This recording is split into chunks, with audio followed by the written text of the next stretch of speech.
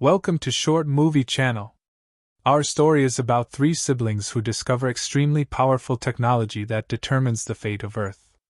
In the year 2029, nations were destroyed after a global blackout occurred, which they called Black December. After that, tribes began to form, each with its own beliefs and culture. We get to know Liv and her family, who live peacefully in nature with a tribe called the Origins. They believe they are safe, living in the forest, but they are mistaken because the tribe is captured by other tribes seeking world domination in Europe. As a result, Liv is separated from her family. She makes a vow to herself: no matter what happens, she will find them. Now, let's see what happens next. In the year 2040, Liv and her brothers, Keanu and Elia, are out hunting in the forest. They warn their younger brother about a predator that breaks its victim's legs before capturing them. They play together for a while until suddenly, a plane flies overhead. They are shocked because they have never seen an aircraft like that before. Elia runs in fear, and Keanu asks if he knows what it is. Before Elia can answer, the plane turns back and flies low between them before disappearing into the forest. Keanu wants to follow it, but his sister stops him, saying it's too dangerous. Keanu insists that since planes no longer exist, this one must have come from the New World. But Liv tells them to move on and not follow it. In the end, they listen to her. A little later, the siblings return to the tribe, where they meet their father, Jacob, and their uncle, Mark. Jacob hugs Elia, telling him he is proud of him for helping his brothers hunt a fox. Liv tells their father about the plane they saw. Keanu is determined to investigate, but Jacob refuses, reminding them that the Origins always avoid anything related to the outside world. Meanwhile, inside a dark chamber, the High Commander Tokus assures Captain Ivar that his warriors have recaptured the fugitives. But Ivar is still dissatisfied with the situation. Just then, Varvara interrupts, announcing that one of her team members shot down an Atlantean plane, causing it to crash in the western forests. She requests permission to handle the situation. This news excites Ivar, as he believes that with Atlantean technology, he could rule Europe. He asks Tokus for a plan to retrieve the aircraft, but Tokus warns that since it crashed in Crimson territory, going there could cause political trouble. Despite this, Ivar orders Varvara to retrieve the plane, promising to reward her if she succeeds. He even hints that she could be promoted to High Commander if the position becomes vacant. Tokus senses a threat and tries to reason with Ivar, but Ivar dismisses him, saying, "Sit back and wait. I'll deal with you after I fix your mistakes." Varvara smirks and responds, "Yes, Captain. Show him no mercy. We, the Crimson Clan, are savage warriors." Then she leaves. That night, Keanu talks to his sister about the mysterious plane, complaining that she is acting just like their father. He believes their family doesn't understand them the way their mother did. Keanu insists that they can't ignore what's happening around them and decides to investigate the plane. He asks Elia to go with him so they can learn why the old world ended. Liv begs them not to argue about it anymore, reminding them about the upcoming tribal celebration. Later, the tribe gathers to celebrate Elia's first successful hunt, which marks his passage into adulthood. Liv explains that the Origins withdrew deep into the forest to live in peace with nature. Then, Elia receives a tribal tattoo, symbolizing his responsibility toward his people, nature, and all living beings. They all swear to live without technology, since technology is what destroyed the old world. And then the party begins. In the middle of the celebration, Kian suggests to his beloved and Aholana that they run away together. He tells her that he wants to be free and see the world, then asks if she will go with him or not. At the same time, Elijah shares his theory that the plane came from space. He starts thinking that maybe humans aren't the ones who will bring about the end of the world, that it's actually the work of extraterrestrials. But Mark stands firm in his decision and tells him they're not going to investigate the matter. Because of this, Liv finally tells her father that she believes they should look into the situation to see if there are any survivors. Meanwhile, Jacob thinks the situation is dangerous because the other people might pose a threat to their tribe. He reminds her that he leads the tribe based on her mother's principles, but Liv also reminds him that one of those principles is One for all and all for one. That means they should help strangers. The next day, Jacob finally decides that they will go to the plane. He takes Marco, his sons, Ahalana, and Tarek with him. They notice bullet holes on the side of the aircraft. While everyone is discussing what might have caused the crash, they find a cube on the ground, as if wondering, where is the plane? On the way back to the tribe, Kian is upset that his father keeps looking at Liv because she reminds him of their mother. The situation makes Jacob reflect on everything he dislikes about himself. Meanwhile, Elijah sneaks away to a hidden place where he keeps things from the old world. He places the cube with his collection, but suddenly, he hears someone coughing behind him. At the camp, Liv finds out that Kian wants to leave. She reminds him about the wild ones who cut off Mark's arm to eat it, and tells him that the only place he belongs is here, that they need him. On the other side, Elijah goes to the injured man, who turns out to be the pilot. The pilot tells him that the cube fell from him during the crash. Elijah offers to get him medicine, but the pilot asks him not to tell anyone where he is because there are a lot of people looking for him. At the same time, Jacob and Mark reach the little tribe but are shocked to find the Republic of Kareem's army at their base. But when they enter the place, they find it empty. They search around until they come across a pile of corpses. Meanwhile, Elijah returns to the camp, bringing medicine and other supplies. When he gets home, he hides the cube in a box after taking it with him. But Liv catches him, with the medicine, and realizes he must have taken it for the pilot. He then takes his siblings and leads them to the pilot. Liv instructs them to build a stretcher to bring him back to the tribe's camp.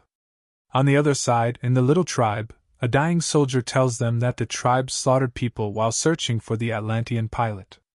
A little later, the siblings carry the pilot and take him back to the camp, unaware that a scout from the Buzzies spotted them.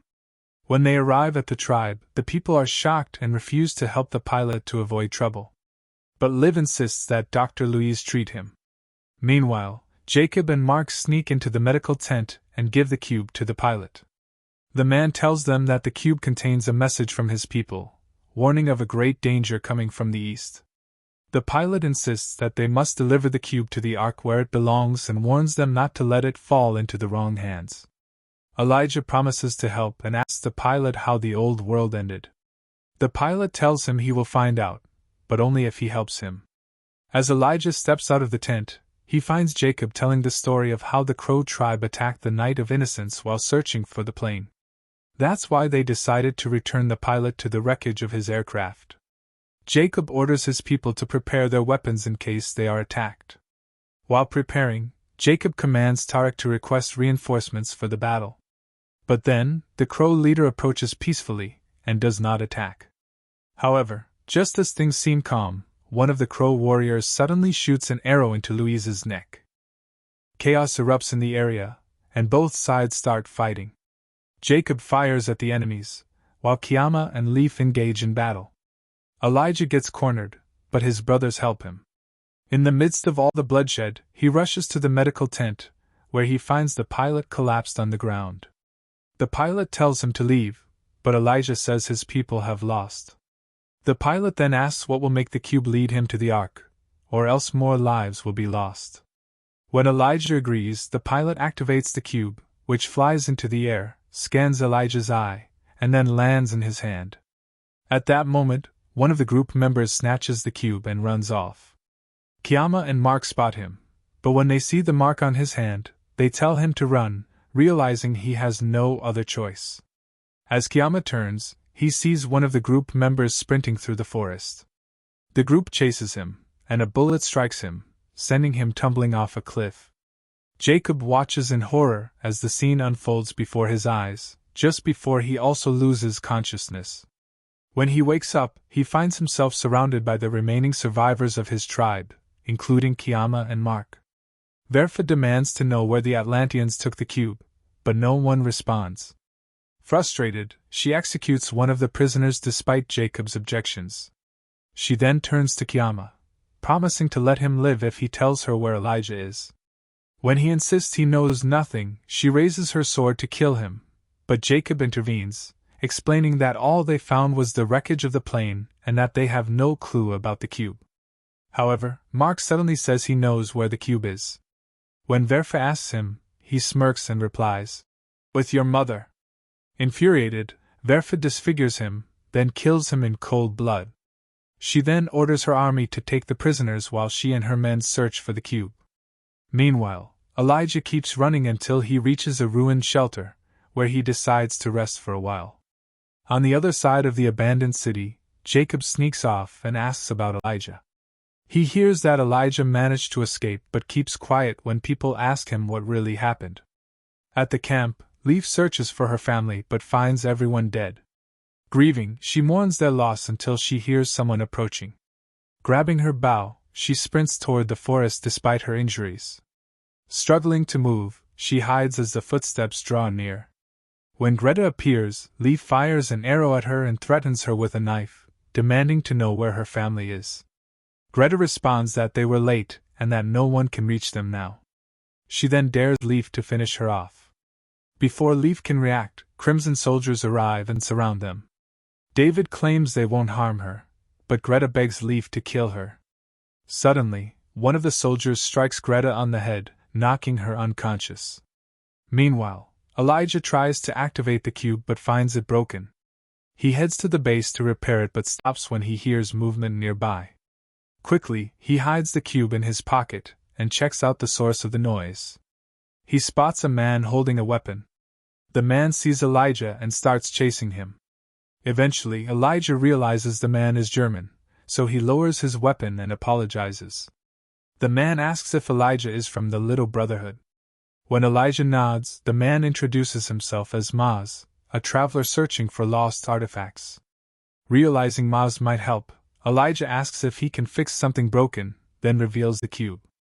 Maz is stunned and takes a step back. He admits he can't fix it without holding it in his hands. Elijah hands over the cube, unaware that Maz doesn't recognize it as an Atlantean artifact. Maz then asks Elijah to grab a paint box from the other room. When Elijah returns, he finds Maz examining the cube. Just then, a warrior from the Crow tribe storms in and demands the cube. Before the warrior can strike, Maz shoots him and yells at Elijah to get in the truck immediately. More Crow soldiers are coming. They jump into the vehicle and speed away, escaping the ambush. At that moment, Liv wakes up to find David talking to Greta about how they will interrogate her. She notices that there's a solution on her hand and that her wound has been stitched up. When she gets up, David tells her that she's in the Limbard camp, which is a key stronghold of the Crimson Republic. He introduces her to Major Merkel and Arifai, who then ask her about what happened. Liv explains that the Croc were after the Atlantic pilot who recently crashed his plane near them. The men are surprised, and David asks her if the pilot had a cube with him. Since Liv didn't see it, she answers no. They then ask her about the location of the plane, and when she tells them, David orders a search of the area and thanks her for the information. Liv asks them for help in rescuing her family and the remaining survivors. However, they tell her that they've been trying for years without success. Liv isn't convinced, but after David understands her determination, he gives her a map and tells her that if she changes her mind, she can stay with them until she recovers.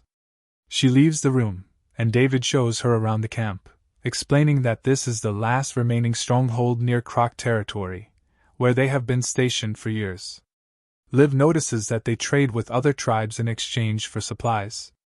David tells her that these tribes join them to fight and build a new Europe, as they respect cultural identities. Since this base is near Croc territory, they relay news to the capital. When Liv calls the Croc murderers, David tells her that they have honor and integrity, especially since they always keep their promises. Finally, he shows her the map, which reveals that they are in what was once Berlin. The journey there takes 4 or 5 days through a war zone, and he warns her that even if she reaches it, it will still be surrounded by many camps. Only workers and Croc members can pass through. Meanwhile, as they walk along the road, Maz asks Elijah a question, but he doesn't respond. Maz then accuses him of stealing from him, and Elijah gets upset, shouting while tears stream down his face. Maz pulls the car over, consoles Elijah, and returns the cube to him, apologizing for taking it. He offers to fix it and split the money with him once they sell it. When Elijah refuses, Maz tells him to get out of the car, so he does and starts walking alone. Maz catches up to him and warns him not to head north because that's where the Croc base is, and not to go west because the Filman tribe is there. He also tells him that raiders are everywhere. With few options left, Elijah agrees to sell the cube and take his share of the profit. Maz lets him back into the car. At the Limber camp, Liv asks David to let her speak with Greta, but Mark tells her that Greta won't talk. However, Liv believes Greta is staying silent because they are from the Crimson Republic and she is not. David then takes her to Greta and explains that the Boyces prefer to take their own lives rather than be captured. That's why it was a big achievement for them to capture Greta alive, since she is an important member of the Boyces. David wants Liv to ask her if there's a way to get past the barricades.